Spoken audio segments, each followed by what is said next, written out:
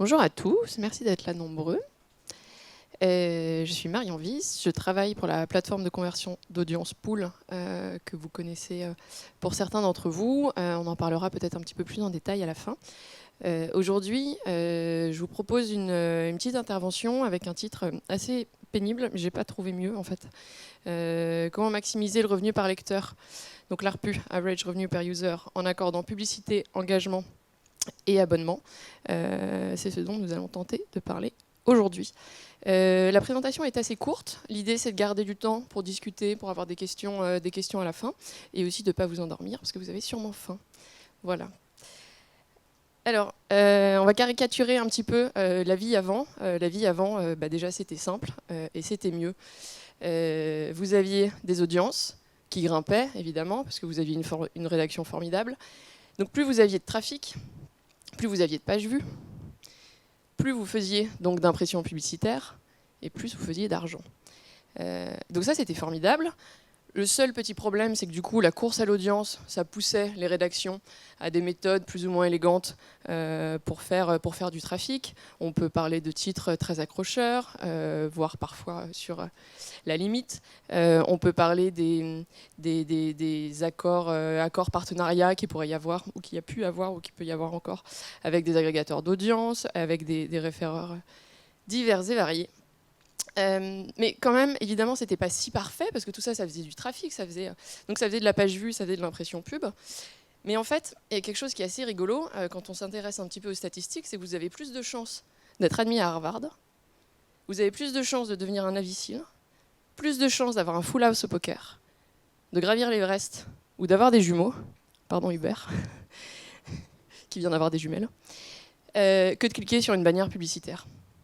Donc c'était super d'avoir plein de trafic, d'avoir plein de pubs, sauf que la pub, en fait, ça ennuie quand même un petit peu tout le monde, et je suis désolée d'être dans les régies au futur, vous avez le droit de m'envoyer des tomates après.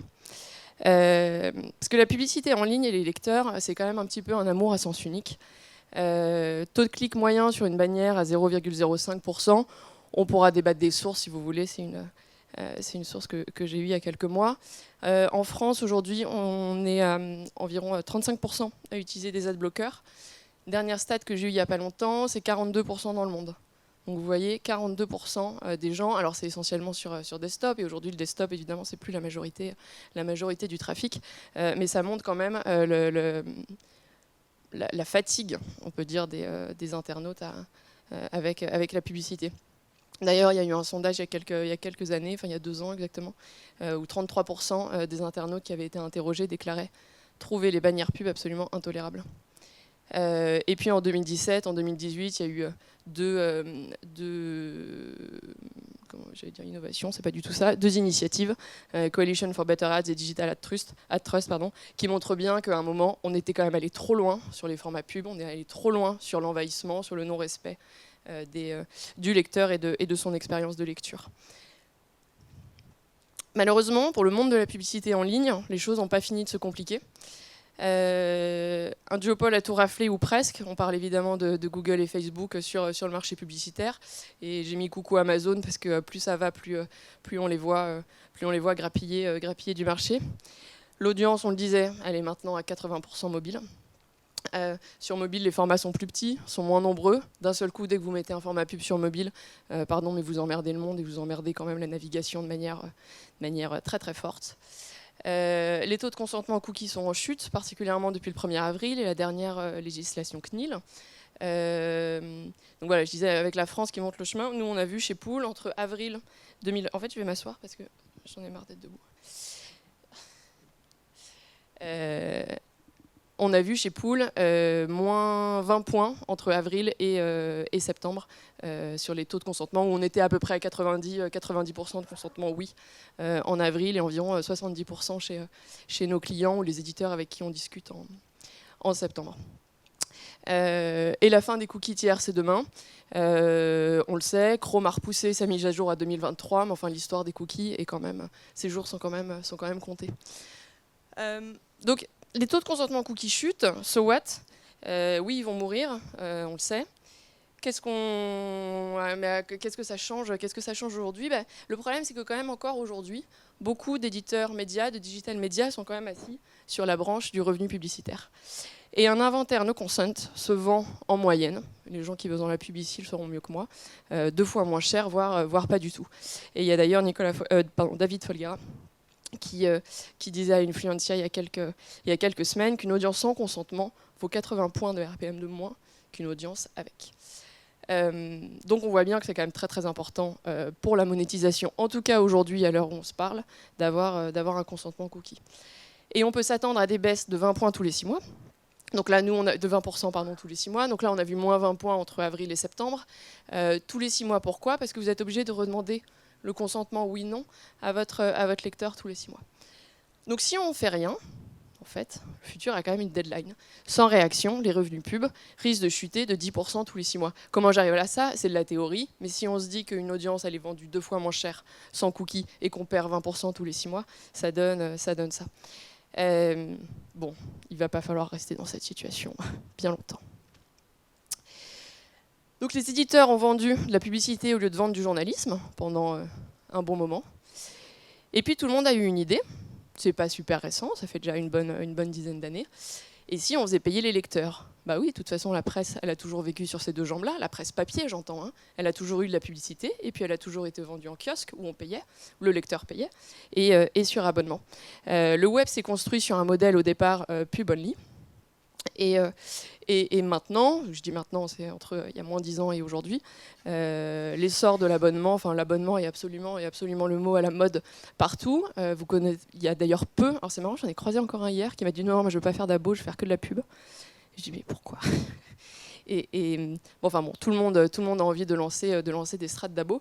Seul sujet, c'est que c'est un marché qui est un peu crowded déjà. Qui commence à être crowded sur la presse, mais qui est en fait crowded partout. Voilà, sur les ménages, Netflix, OCS, Prime, Spotify, Disney, Canal+. Et encore, là, j'ai parlé que de divertissement. Rajouter les abonnements aux salles de sport. Là, très drôle, Prêt à manger, à côté de chez moi, il lance un abonnement aussi, 20 € pour le café illimité tous les matins. Voilà, donc tout le monde lance de l'abonnement. Le problème, c'est que les budgets des ménages sont limités. Évidemment, l'abonnement, pour celui qui l'édite, c'est formidable, ça fait une source de revenus récurrente et surtout prédictive. Mais le problème, c'est qu'on va pas pouvoir, les ménages vont pas pouvoir tout payer tout le temps. Donc, tout le monde ne s'abonnera pas à tout. Les médias en ligne ont quelques mois devant eux pour prendre leur part de marché tout de suite, avant que tout le monde soit absolument équipé avec tous ces abonnements, et pas des années. Bon, du coup, on fait quoi? Parce que la pub, ça ne va pas durer longtemps. En plus, il n'y a plus de consentement cookie. En plus, labo, tout le monde fait de labo. Donc, ce que je vous propose d'abord, c'est qu'on va retourner aux analytics. Donc ça, on a dit tout à l'heure que c'était votre audience, mais en fait, ça, c'est pas votre audience. Votre audience, en vrai, elle est beaucoup plus hétérogène que ça. Vous avez des gens, majorité d'ailleurs, 80-90% probablement de votre audience, qui est volatile, c'est-à-dire qu'elle vient une fois par mois. Ces gens-là qui viennent une fois par mois, ils viennent probablement du SEO, ils viennent peut-être des agrégateurs style Update, Google News. C'est des gens très volatiles qui n'ont a priori aucun attachement à votre marque en particulier, aucun attachement peut-être à votre média, à votre ligne éditoriale, et qui tombent chez vous un peu comme s'ils étaient tombés chez le voisin. Voilà. Ils sont chez vous, ils auraient pu être ailleurs, ils cherchaient une réponse à une question. Et c'est tout, et vous avez été bien positionné à ce moment-là. Vous avez des occasionnels, entre 2 et 6 visites par mois, là c'est des paliers théoriques, hein. Entre 2 et 6 visites par mois, des réguliers un peu plus, des fans, on peut dire qu'ils viennent, on peut considérer un fan au-dessus d'une visite tous les 2 jours, donc 15 visites par mois. Là j'ai essayé d'être lisible sur mon graphique. La réalité des parts que j'observe ou qu'on observe quand on bosse avec des éditeurs, c'est en fait 95% de volatiles, 2% d'occasionnels, 2% de réguliers, 0,5% de fans. C'est évidemment pas comme ça chez tout le monde, mais c'est quand même plutôt cette réalité-là. Donc votre audience, elle n'est pas du tout engagée pareil. Elle n'est pas non plus consentie pareil. On disait, ça marche vraiment mieux le micro comme ça. En avril, 90% de consentement, là plutôt à 70%. Voilà, 60% de consentement cookie. Donc 30-40% de no consent. Donc ça, c'est une audience qui est absolument invisible. vous ne la connaissez pas, vous ne la traquez pas, vous ne pouvez pas la cibler, ni en pub, ni en analytics, ni en rien, en fait, ni en marketing, ni avec votre wall. Cette audience, c'est comme si elle n'existait pas. Ça montre bien que vous servez du contenu, vous travaillez, vous payez vos journalistes, vous payez vos infrastructures, vous payez vos coûts fixes pour du contenu qui ne va pas être monétisé du tout. Et enfin, votre audience, elle est quand même surtout anonyme. Donc anonyme, ça veut dire que vous n'avez pas de nom, vous n'avez pas de prénom, vous n'avez pas d'adresse email, vous ne savez pas qui vous lit. Vous pouvez avoir une partie de votre audience où là on va être plutôt sur du 1-2%. Encore une fois, évidemment, ça dépend des titres et des stratégies qui ont été mises en place et surtout quand elles ont été mises en place. Ceux qui s'y sont pris le plus tôt ont évidemment aujourd'hui les meilleurs taux de membres, de part d'audience loguée. Et pour certains, vous avez aussi un trafic de vos abonnés qui peut représenter 0,5% de votre trafic, peut-être 1% de votre trafic. Donc on voit que votre audience, elle est très hétérogène et que vous n'allez pas pouvoir monétiser de la même manière à tous ces gens-là. Des gens qui n'ont pas de cookies, déjà ça va être très difficile pour vous de vous adresser à eux de manière personnalisée, en fait ça va être même impossible. Donc ce que vous allez avoir envie de faire à ces gens-là, c'est soit leur faire payer directement, donc de leur dire écoute t'es gentil, soit tu crées un compte, donc te payer par la data, soit de t'abonner, auquel cas tu payes avec du vrai argent. Ou tu acceptes le cookie, auquel cas, là d'un seul coup, je peux te monétiser via la publicité. Voilà, sur des volatiles, vous n'allez pas vendre un abonnement à un gars qui vient chez vous une fois par mois, par le hasard de l'algorithme Google, par le hasard d'un clic sur une publicité. Ces populations, elles sont très différentes, elles ont des comportements très différents. Et là, je vais vous montrer, ce sont des chiffres qui sont évidemment inventés pour les besoins de la présentation, mais qui sont vraiment basés sur des ordres de grandeur tout à fait réels. Le volatile, donc ça c'est la définition, le volatile il vient une fois par mois, il fait une session par mois. L'occasionnel, on peut dire là qu'il va faire 2,4 sessions par mois, les réguliers 8,1, les fans 17,2, les membres 9,6, les abonnés 14,8. C'est de la théorie. Ces gens-là, on peut aller regarder le nombre de pages par session qu'ils font. Et ce qui est très rigolo de voir, et ça je le vois pour le nombre et les dizaines d'audits que j'ai pu faire sur des sites médias ces dernières années, l'échelle se vérifie toujours, mais toujours, je pense qu'on est à 98% de vérité. Les volatiles font moins de pages par visite que les fans. Et on voit graduellement, ça augmente en fonction du niveau d'engagement, donc d'abord de la fréquence de visite, puis du niveau d'engagement, d'abord membre gratuit, puis membre payant, qui augmente.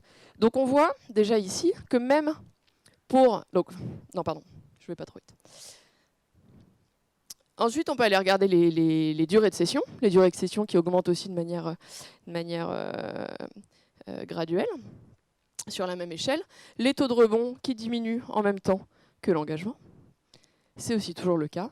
Et les taux de conversion à l'abonnement qui s'améliorent en fonction de la fréquence de visite et en fonction un membre identifié va convertir à l'abo beaucoup mieux. Donc, ce qu'on voit, c'est d'améliorer l'engagement et donc d'améliorer la fréquence de visite. Là, sous le mot engagement, je mets vraiment la fréquence. Non seulement ça va... apparemment, j'ai un truc pour pointer. Voilà.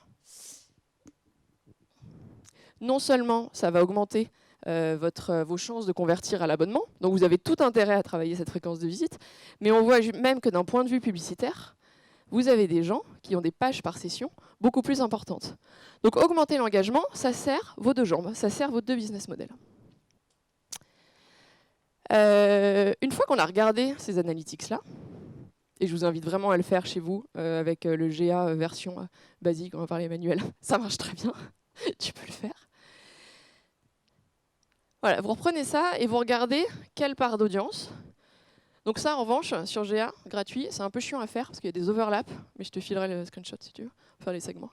Mais c'est quand même très chiant, on a mis 6 mois avant de réussir à avoir des ronds qui ne se marchaient pas dessus. Mais voilà, là on a pris un exemple, admettons 94% de volatiles, 3,5 d'occasionnels, blablabla, blablabla. On prend ces gens-là. Prenons comme théorie, donc là j'ai repris le nombre de pages par session, et prenons un RPM très théorique à 1,5 € pour les gens non identifiés et à 2 € pour les membres où là on a valorisé leur data. Ça fait qu'on calcule, si on veut calculer de l'ARPU, ici, Et d'ailleurs, après, j'ai fait en kilo ARPU pour que ce soit plus lisible. Donc, c'est la colonne orange.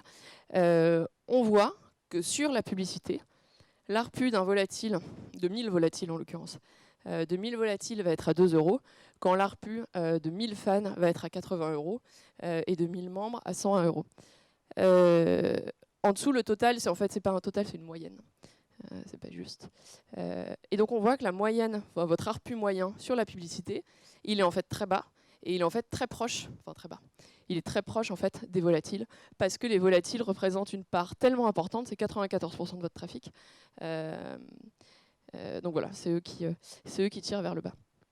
Et à droite, la colonne blanche, c'est l'ARPU, enfin kilo user, sans cookies, où là on voit évidemment que j'ai multiplié par 2 pour la théorie.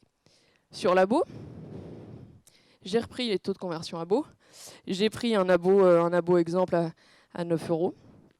Et on voit que l'ARPU pour 1000 utilisateurs, enfin le revenu pour 1000 utilisateurs augmente lui aussi parce que les taux de conversion augmentent de manière très franche entre chaque catégorie de population, augmentent en même temps que l'engagement. Donc ça, c'est aussi un tableau qu'il n'est pas très difficile de faire, quoiqu'il est extrêmement théorique.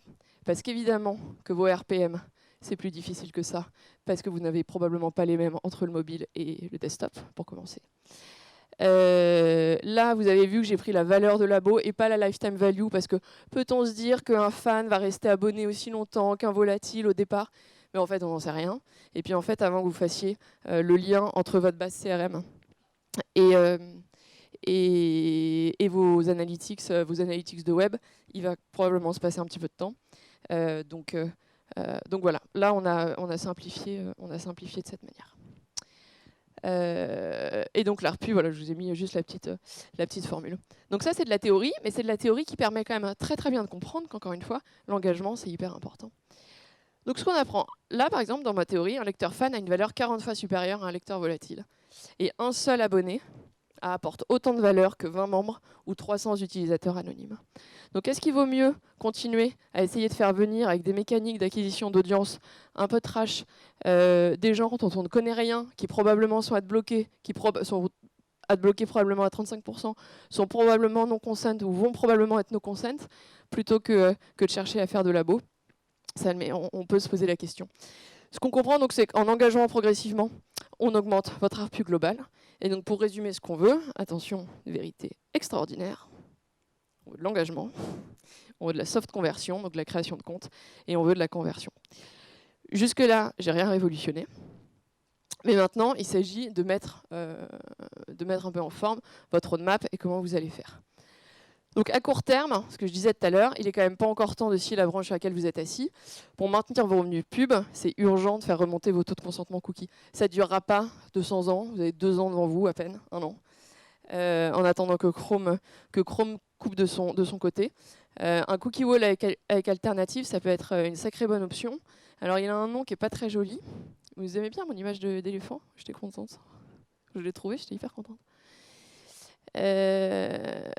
Donc Cookie Wall et CMP font un bon duo et il faut faire gaffe à pas les confondre. Donc la CMP, c'est vraiment la grosse fenêtre. Là, j'ai pris un exemple de Didomi avec qui on a un partenariat pour la conformité légale. Donc c'est la fenêtre qui vous demande votre consentement quand vous arrivez. Le cookie wall, il se met au sein de l'article. Et voilà, la CMP, vous n'avez pas le choix. Vous êtes obligé, c'est la loi. Le cookie wall, vous avez le choix de le mettre ou pas le mettre. Là, j'ai mis l'exemple de Nice Matin. C'est une opportunité de conversion et marketing. Ça veut dire que ça vient complémenter, je crois que je l'ai écrit d'ailleurs là, voilà. Les cookie walls viennent complémenter les CMP pour monétiser tous les segments d'audience. Donc vous pouvez dire que si vous avez une audience qui est no consent, qui arrive ici, vous allez lui dire, là c'est trop petit, on ne peut pas lire, mais je veux lire gratuitement. Ok mec, mais dans ce cas tu acceptes les cookies. Ou je veux m'abonner. Et en fait, le je veux m'abonner ou je veux créer un compte agissent comme un repoussoir finalement vers l'acceptation des cookies. Là, je vous montre quelques exemples. Melty, par exemple. Melty, qui est un de nos clients et qui met cette fenêtre dans son contenu pour optimiser ce taux de consentement et qui a des résultats vraiment très intéressants. Je vais boire un coup.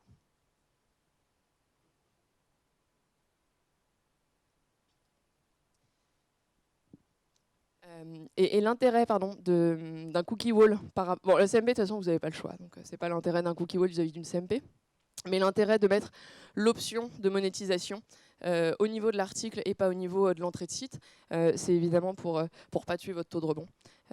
C'est là où vous allez gagner. Un exemple de positiver, pure player, que vous devez bien connaître, qui la suggère. Donc c'est je donne mon consentement ou non merci. Non merci, il laisse l'accès au contenu, probablement parce qu'ils doivent vendre de la pub peut-être en direct où ils vont avoir moins besoin du cookie.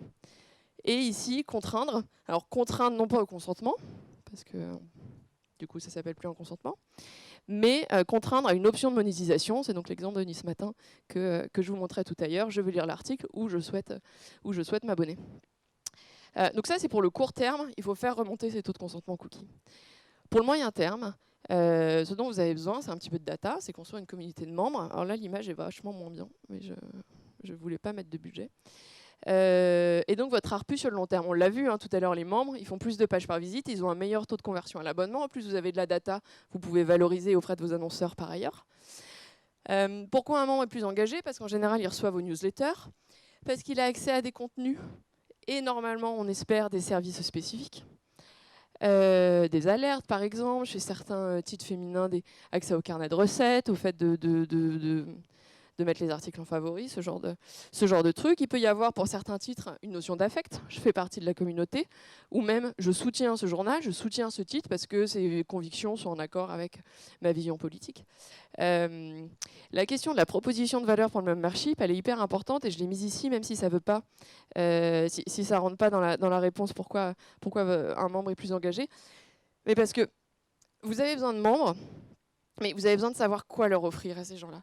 Et j'insiste parce que pas mal de médias avec lesquels j'ai bossé disaient bah oui, on va faire de la création de compte. Ok, mais on va offrir quoi? Le truc le plus facile à offrir, c'est des articles. Vous avez des articles premium, et donc vous pouvez créer un compte et vous aurez accès à 1, 2, 3 articles premium. Mais avoir une proposition de valeur un petit peu plus profonde que ça, vous verrez que ça... Donc des services ou le côté affect, ça marche beaucoup mieux. Et donc pour convertir un utilisateur anonyme en membre, vous avez besoin d'un registration wall.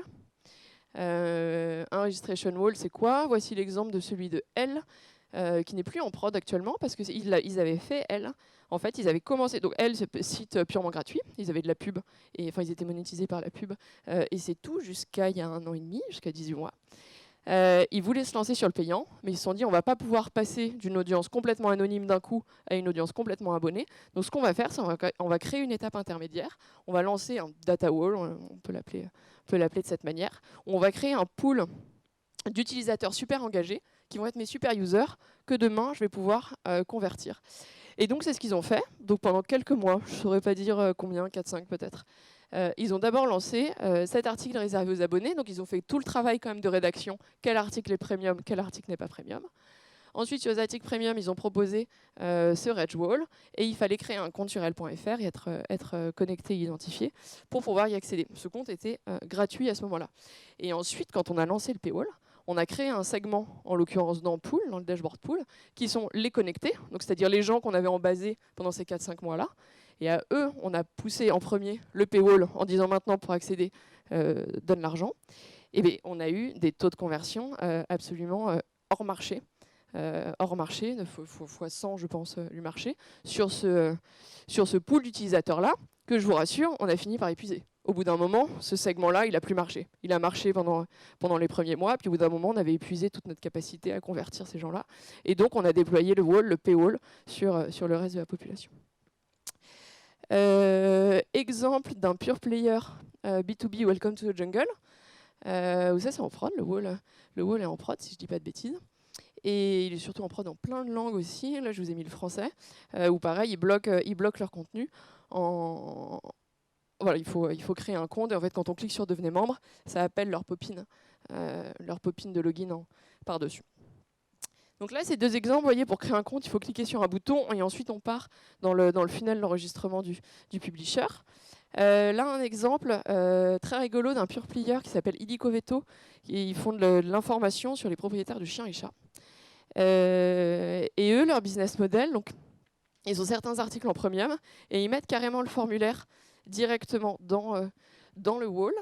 Et en fait, eux, ces données, ensuite, ils vont les revendre à des partenaires B2B qui peuvent avoir, en l'occurrence, là, de l'assurance pour animaux de compagnie. Et dernier exemple, et c'est nous, c'est notre wall, sur notre blog à nous. Vous le savez probablement si vous êtes inscrit à cette conférence, on produit beaucoup de contenu sur notre blog, sur notre site, sur LinkedIn. Ces contenus, on les fait pour l'amour de l'art, mais aussi pour choper des leads. Et du coup, on a évidemment un registration wall sur nos contenus, où pour accéder à nos articles et à nos livres blancs, on va vous demander votre prénom, votre nom, votre adresse email, votre numéro de téléphone et le nom de votre entreprise. Et ça vient directement ensuite se brancher dans notre base CRM à nous, où vous allez rentrer dans tout un processus de lean nurturing, de réchauffement marketing, donc, pour finir que vous appeliez Stéphane, ici présent, pour prendre rendez-vous et acheter poule. Voilà. Argent, voilà, Stéphane, c'est argent. Donc ça, c'est pour créer une base de leads identifiée. Et encore une fois, les bases de leads identifiées, on a bien vu que plus le lead était chaud, mieux ça marchait ensuite pour lui vendre un truc. À long terme, créer une ligne de revenus prévisible et récurrent sur l'abonnement. L'idée, c'est de cibler vos utilisateurs les plus engagés avec un paywall, et donc non pas cibler vos utilisateurs peu engagés qui viennent pour la première fois sur votre site via le SEO, parce que là, vous allez avoir des taux de réussite ridicules, et commencer à monétiser. J'imagine qu'il n'y a personne qui ne sait pas ce qu'est un paywall dans la salle. Un exemple de celui de Melty, qui est lancé il n'y a pas très longtemps. Avec leur offre Melty Plus, ils ont fait un graphisme assez sympa. L'exemple de Elle, alors là je vous ai mis deux exemples, leur jaune ne rend pas bien là. Ça c'est leur paywall de base. Et ils font des animations, si vous allez sur elle.fr en ce moment, vous avez un paywall orange, offre de fin d'année avec une écharpe et un petit sapin. Ça c'était le wall qu'on avait fait cet été, on avait eu un rose pour la rentrée aussi.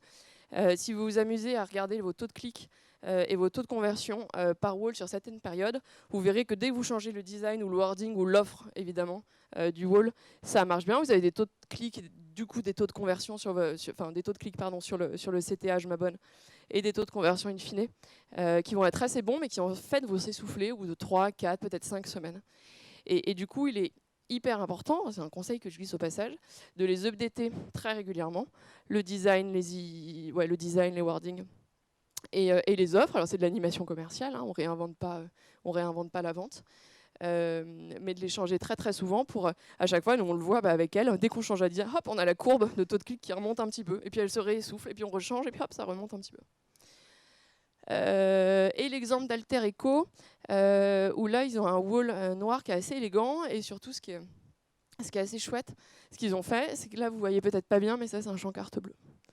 Ça c'est un champ carte bleue qui est directement branché à Stripe derrière, et où du coup vous voyez comme vous squeezez toutes les étapes du tunnel d'abonnement d'un coup, puisque la personne elle est en train de lire l'article, on la bloque, elle met sa CB et on la débloque tout de suite.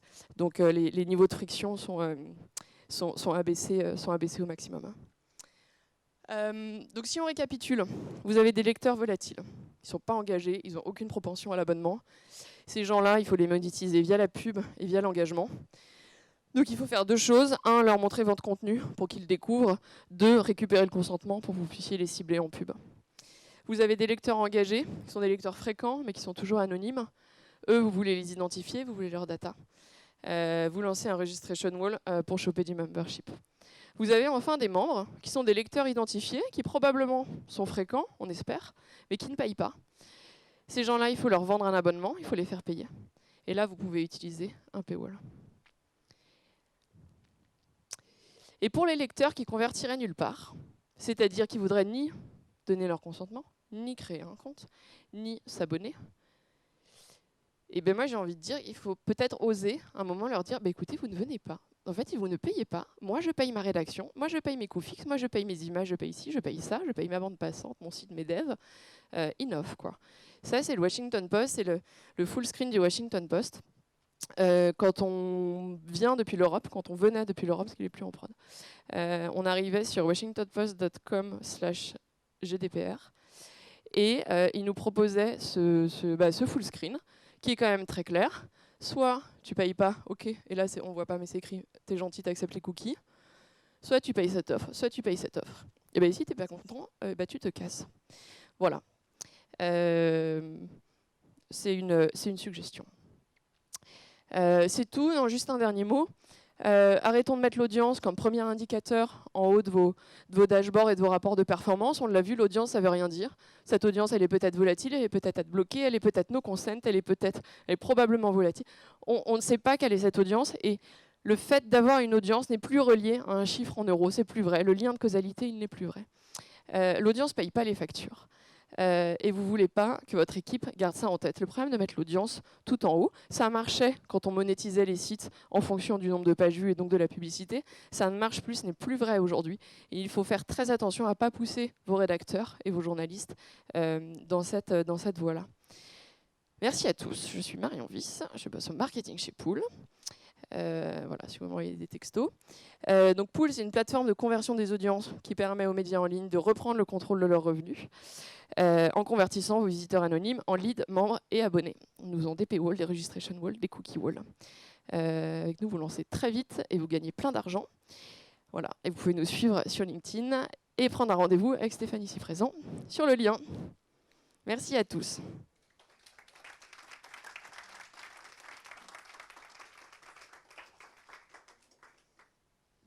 Et si vous avez des questions, vous voulez qu'on discute d'un truc, je ne sais pas quelle heure il est, eh bien on a un quart d'heure.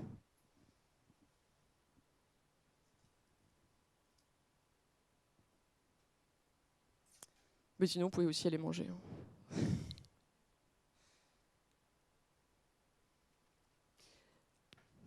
Yes.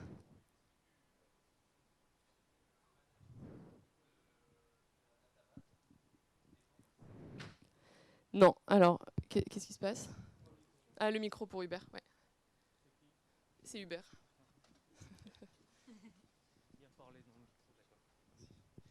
Oui, je voulais savoir si Pool proposait le management de la database après l'enregistrement via le wall. Alors aujourd'hui non. Aujourd'hui non. Chaque éditeur, on va se brancher aux bases de données de chacun des éditeurs. On a des connecteurs pour ça. Enfin, on est notamment connecté à Zapier, qui ensuite lui-même se connecte à tout. Donc non, aujourd'hui, on ne fait pas ça. Ce qu'on fera en revanche demain, en 2022, c'est qu'on aura notre produit qui s'appelle Subscribe, qui sera une plateforme de gestion des abonnements en ligne purement, et où du coup, là, on gérera, oui, la base de données des abonnés. Mais des membres, non, c'est chez vous. Et en fait, c'est même plutôt souhaitable que ce soit chez vous, puisque cette base de membres, bon, vous allez utiliser votre registration wall pour déverser les membres chez vous, et après les membres, vous allez en faire beaucoup de choses. Et vous allez les utiliser, toute la data que vous avez là, vous allez l'utiliser peut-être pour du ciblage publicitaire, peut-être pour votre strat CRM, peut-être pour votre strat événementiel, et c'est heureux en fait que ça reste entre vos mains. Merci.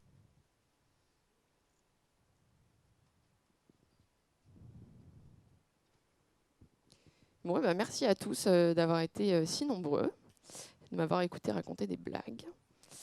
Et à bientôt. Oh, c'est gentil. Vous avez mon 06 là, hein.